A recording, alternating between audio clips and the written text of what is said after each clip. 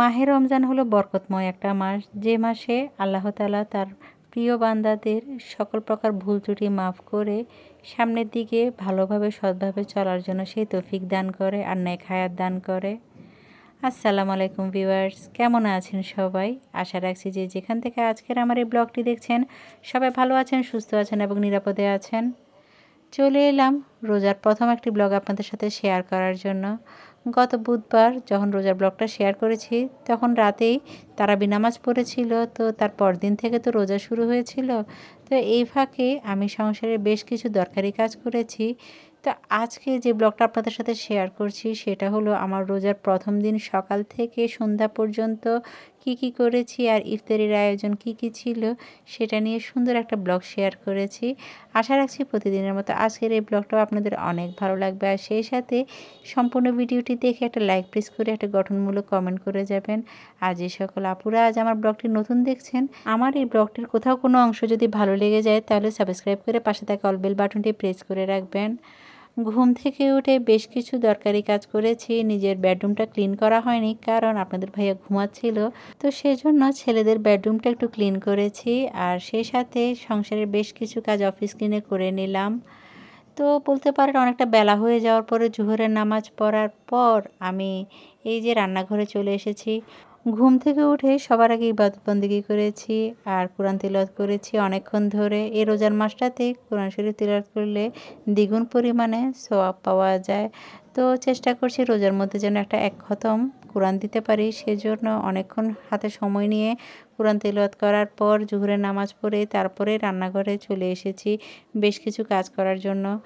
গতকাল আমার রান্নাঘরটা ক্লিন করা হয়নি কারণ তারাবি নামাজ পড়ে খাওয়া দাওয়া করে ঘুমিয়ে গিয়েছিলাম, আর ভোরাতে উঠে খাওয়া দাওয়া করে আর কোনো কিছুই আমার ক্লিন করা হয়নি। খুব অলসতা লাগছিল যেহেতু প্রথম রোজা, আর ভোরবেলা ওঠার পর থেকে কেমন যেন শরীরটা খুব টায়ার্ড লাগছিল, তো যার কারণে আর কোনো কিছুই করিনি। তো এই যে এখন দুপুরবেলা এই কাজগুলো করে নিচ্ছি। আর ইফতার বানানোর আগে আমার কিচেনের এই কাউন্টার টপটা যদি একটু ক্লিন না করি তাহলে বেশ খারাপ লাগে। তো সুন্দর করে প্রত্যেকটা জিনিস একটু মুছে নিয়েছি। দেখলাম ওই যে গতকাল ক্লিন করিনি, এত ধুলোবালি পড়েছিল প্রত্যেকটা জিনিসে। তো রাতে খাওয়া দাওয়া করার পরে যে প্লেট বাটিগুলো ছিল সেগুলো একটু গুছিয়ে নিচ্ছি। গুছিয়ে কোনো কাজ করলে আসলে এত শান্তি লাগে, যেহেতু ইফতার বানাবো আর প্রথম ইফতার বলে কথা, একটু পরিবারের জন্য তো স্পেশাল কিছু বানাতেই হয়। তো আপনারা দেখেছেন আমি বেশ কিছুদিন আগে বেশ কিছু ইফতার বানিয়ে ফেলেছিলাম, তো যার কারণে আজ আমার তেমন একটা টেনশন কাজ করছে না। ঘুম থেকে উঠেই শুধু কিছু কাজ ছিল সেগুলো করে নিয়েছি, আর চুলাটাও ময়লা ছিল সেটাও আমি স্প্রে দিয়ে ভালোভাবে ক্লিন করে নিয়েছিলাম। এই ম্যাজিক ক্লিনজারটা কেনার পর থেকে চুলাটা ক্লিন করতে আমার এখন এত সুবিধা হয়, আগের মতো আর তেমন ঘষাঘষি করে কোনো কিছুই ক্লিন করতে হয় না। শুধু একটু স্প্রে করে 5 মিনিট পরে একটু মুছে নিলে খুব সুন্দরভাবে নিট অ্যান্ড ক্লিন হয়ে যায়। আর এই জিনিসটা যে এত উপকারী এটা যদি আমি আগে জানতাম তাহলে অনেক আগে থেকেই কিনে নিতাম। তো যাই হোক, এদিক দিয়ে আমার এই ডাইনিং ওয়াগনের মাঝে যে সকল সিরামিকের প্লেট বাটিগুলো ছিল সেগুলো একটু বের করে ফেলেছি। যে সিরামিকের প্লেটগুলোতে আমি ইফতার সার্ভ করব সেগুলো বের করে ফেলেছি আর একটু ভালোভাবে ধুয়ে একটু মুছে রাখছি। কারণ ইফতারির সময় যতই আগে থেকে আমি কাজ করি না কেন, আমি জানি প্রতিবারের মতো ইফতারের আগে অনেক ঝামেলা হবে, তো যার কারণে এই কাজগুলো আগে থেকেই করে রাখছি। তো এই সকল জিনিসগুলো যদি একটু করে রাখা হয় সত্যি দেখবেন কতটা কাজ তাড়াতাড়ি হয়ে যায়। তো সুন্দর করে সব কিছু ক্লিন করে নেওয়ার পরে ওই যে গ্লাসগুলোতে আমরা শরবত খাবো সেগুলো আমি শোকেস থেকে বের করে সুন্দর করে ক্লিন করে নিয়েছি। আমি ভেবেছি এই রোজার মাসে আপনাদের সাথে দুটো ব্লগ শেয়ার করব। আমি প্রিভিয়াস ব্লগেও বলেছিলাম, কিন্তু কেন জানি রোজা আসার পর থেকে এতই অলসতা চেপে ধরছে, ইচ্ছেই করছে না কোনো ব্লগ ক্রিয়েট করতে। মন চাইছে ঘুম থেকে উঠে একটু কোরআন তেলাওয়াত করে সংসারের টুকিটাকি কাজগুলো করে একটু ইফতার করার পর শুয়ে থাকি, কিন্তু সেই সময়টা আমার হয় না। আপনারা হয়তো অনেকেই জানেন না আমি তারাবি নামাজ পড়ার জন্য মসজিদে যাই। আমাদের এলাকার একটা মসজিদে মহিলারা তারাবি নামাজ পড়ে। তো এক প্রথম আর দ্বিতীয় তলায় পুরুষরা পড়ে আর তৃতীয় তলা মহিলারা পড়ে। তো সেখানে আমি চেষ্টা করছি নামাজ পড়তে যেতে। তো এশারের আজান দেওয়ার কিছুক্ষণ আগে যে বের হই, আস্তে আস্তে আমার থেকে প্রায় 10:30 11টা বেজে যায়। তো বলতে পারেন তখন আর এসে পরিবারের সবাইকে খাবার দিয়ে তাড়াতাড়ি করে রাতের জন্য একটু ভাত গরম গরম রান্না করে শুয়ে যাই। তো তখন আর শরীরটা একেবারেই চলে না। তার উপরে আমার ছেলেদের তো স্কুল খোলা, ছেলেদের স্কুল তো বন্ধই দেয়নি, শুধু প্রথম রোজায় বন্ধ ছিল। তো আজ তো রবিবার, আজ থেকে আবার স্কুল খুলেছে আর আমার ছেলেদের স্কুলে পরীক্ষাও চলছে।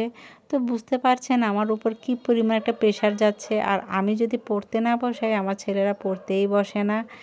তো কী আর করার, একটা গৃহিণী হয়ে চেষ্টা করছি সংসারের সব দিক দিয়ে খেয়াল রাখার জন্য, কারণ আমি না থাকলে বা আমি না করলে এগুলো কে করবে বলুন। কারণ ঘরের যে পুরুষটা আছে সে তো আর ঘরে থাকে না, সে তো বাহিরে কাজ করে। সে যদি এগুলো না করে তাহলে তো এই যে এত মজার মজার খাবার আর এত সংসারে দায় দায়িত্ব সে কেমনে এগুলো ভরণ পোষণ করবে বলুন। তো যাই হোক, এদিক দিয়ে রোজার প্রথম দিন আমার হাজব্যান্ড একটু খেজুর এনেছিল, তো সেগুলো একটু রিফিল করে নিচ্ছি এই জারের মাঝে। খেজুরগুলো এত সুন্দর ছিল, ইচ্ছা করছে একটা মুখে দিতে, কিন্তু যাই হোক রোজা ছিলাম। তো এদিক দিয়ে সুন্দর করে সব কিছুই গুছিয়ে নিয়েছি একা হাতে।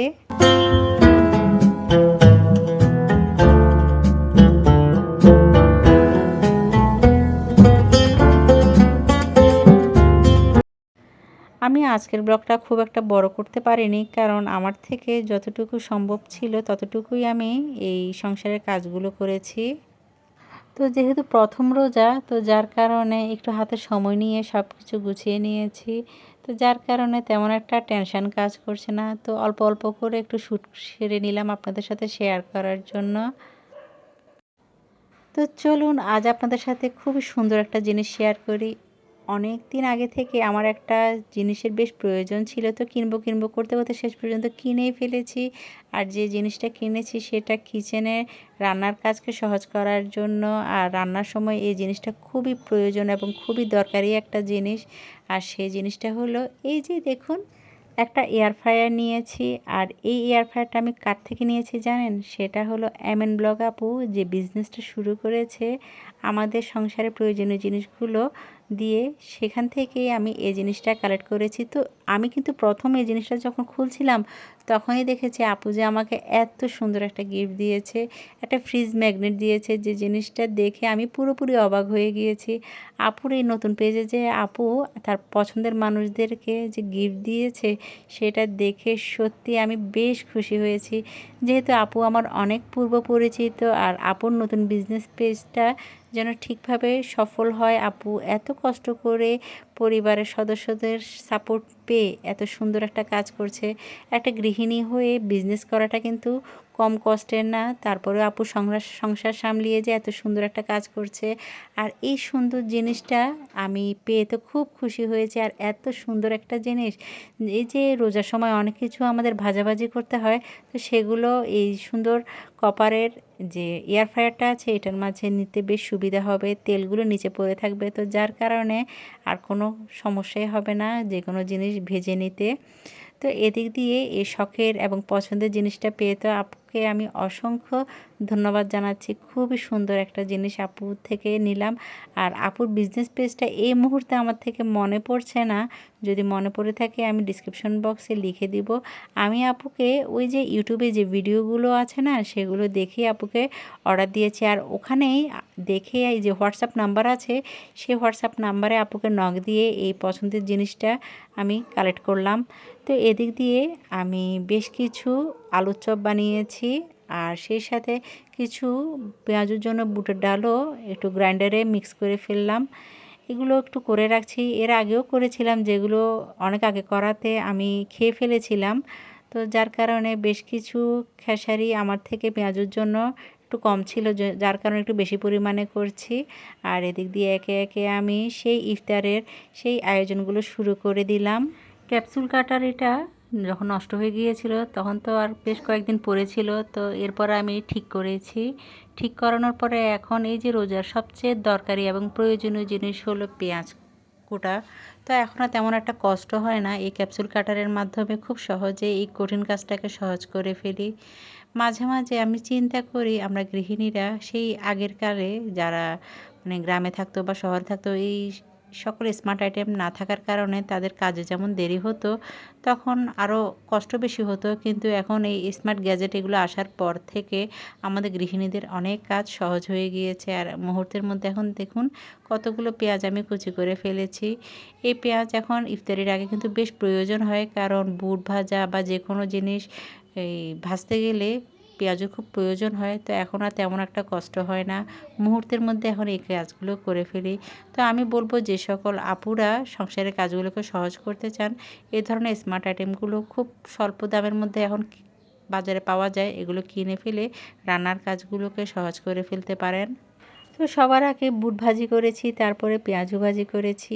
এই জিনিসগুলো আজ ভাজতে তেমন একটা কষ্ট হচ্ছে না, কারণ সব কিছুই আগে থেকেই গুছিয়ে নিয়েছি।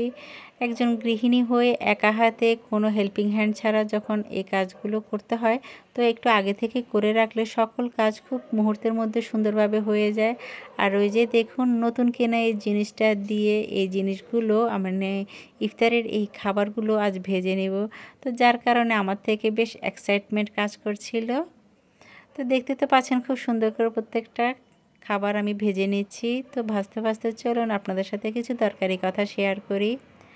আমার প্রিভিয়াস বেশ কিছু ব্লগে আমার বেশ কিছু প্রিয় প্রিয় আপু আমাকে এত সুন্দর সুন্দর কমেন্ট করে, আমি না ওই যে যখন ভয়েস দিতে যাই তখন কথাগুলো বলতে ভুলে যাই আর আপুদের নাম নিতে ভুলে যাই। তার মধ্যে একজন আপুর নাম নিচ্ছি, যে তার নাম হলো শামিমা খাতুন। তিনি এত সুন্দর একটা কমেন্ট করেছিল, আপুর নাম নেই না, সেজন্য আপু রাগ করেছিল। এই তো আপু আমি তোমার নাম নিয়ে নিয়েছি।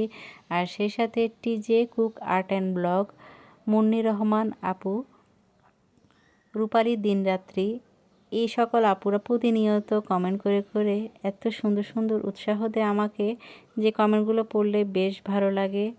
অনেক আপুরা আছে, সবার নাম এই মুহূর্তে আমার মনে পড়ছে না।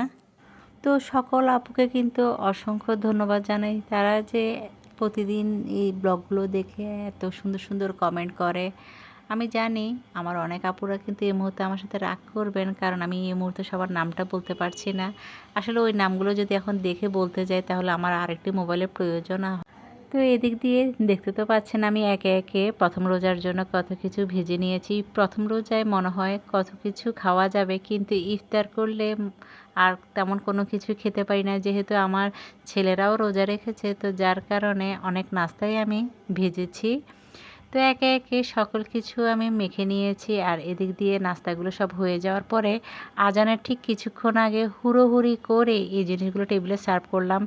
আপনারা তো দেখেছেন সেই দুপুরবেলা থেকেই কিন্তু আমি রান্নাঘরে চলে গিয়েছিলাম এই কাজগুলো করার জন্য, তারপরেও কিন্তু অনেক লেট হয়ে গিয়েছিল। তো হুড়োহুড়ি করে আজান দেওয়ার ঠিক কিছুক্ষণ আগে টেবিলটা সাজিয়েছি। আর পরিবারের সবাই মিলে প্রথম রোজার এই যে ইফতারগুলো সম্পূর্ণ করলাম। আলহামদুলিল্লাহ তৃপ্তি সহকারে খেয়েছি।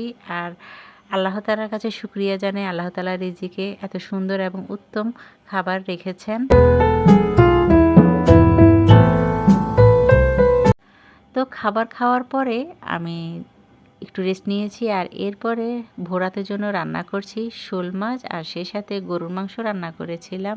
তো সেগুলো তো আর শ্যুট নেওয়া হয়নি, অল্প অল্প করে একটু শ্যুট নিয়েছি, কারণ এত বেশি টায়ার্ড লাগছিল। তো ভোরাতে এই খাবারগুলো দিয়ে পরিবারের সবাই মিলে একসাথে খেয়েছি। তো এই ছিল আমার সেহরির আয়োজন। আশা রাখছি প্রতিদিনের মতো আমার এই আজকের ব্লগটা আপনাদের অনেক ভালো লেগেছে। তো দেখা হবে নেক্সট ব্লগে।